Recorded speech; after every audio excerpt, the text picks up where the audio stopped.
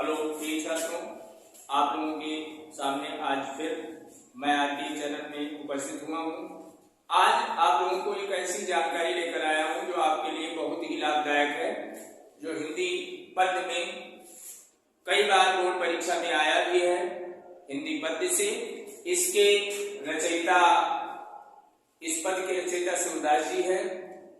अब आपको इस पद के बारे में इसको पढ़ के पहले सुनाएंगे, उसके बाद में आप इसकी संदर्भ से व्याख्या करेंगे। व्याख्या अगर आपकी समझ में आ गई तो आप बड़ी सरलता के साथ अपना उत्तर दे सकते हैं और परीक्षा में लिख भी सकते हैं।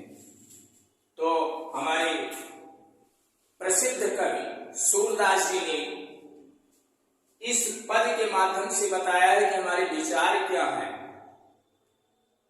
सूरदास जी क्या कहते हैं कि अभिगति गति कछु कहत न आवे, अभिगति गति कछु कहत न आवे, ज्यों गूंगे मीठे फल को रस, जो गूंगे मीठे फल को रस अंतर्गत ही भावे, अभिगति गति कछु कहत न आवे, परम स्वाद सब ही सुनिरंतर, परम स्वाद सब ही सुनिरंतर, अमित तो से उपजावे, अभिगति गति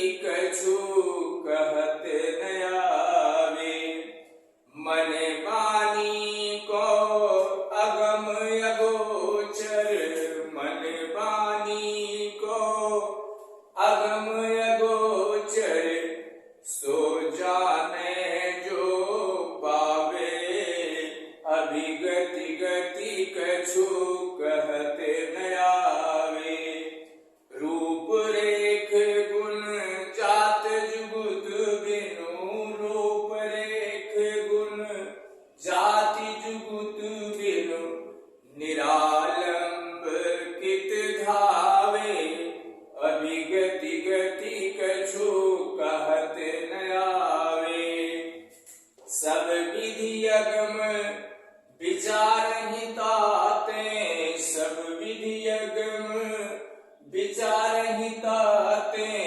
सूर्य सगुन पद गावे, अभिगति गति कछु कहत न आवे। सूरदास जी कहते हैं, हमारे अष्टछाप के सर्वश्रेष्ठ कवि सूरदास जी कहते हैं कि अभिगति गति कछु कहत न आवे।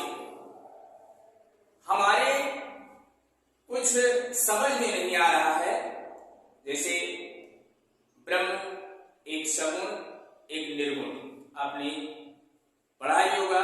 सगुण जिसके बारे में हमें जानकारी हो, जो जिसका कोई आकार हो, रूप हो, रंग हो, जाति हो, उसके बारे में हमें कुछ जानकारी हो, वो तो सगुण है। लेकिन एक निर्गुण होता है निराकार ब्रह्म, जिसका ना कोई आकार, न आकृति, न रूप, न रेख, न जात, न माता न पिता, कुछ भी पता नहीं, वो निर्गुण होता है।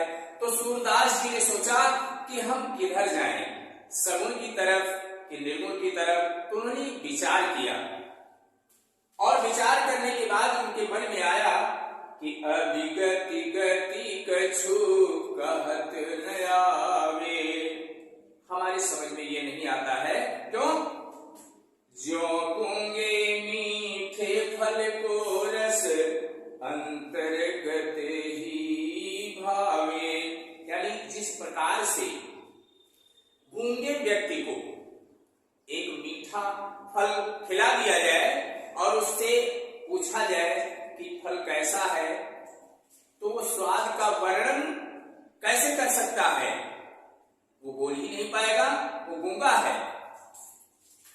परम स्वाद सब ही सुनिरंतर, अमित तो से उपजावे, वो उसका जो स्वाद है, जो आनंद है, वो उसकी अंतर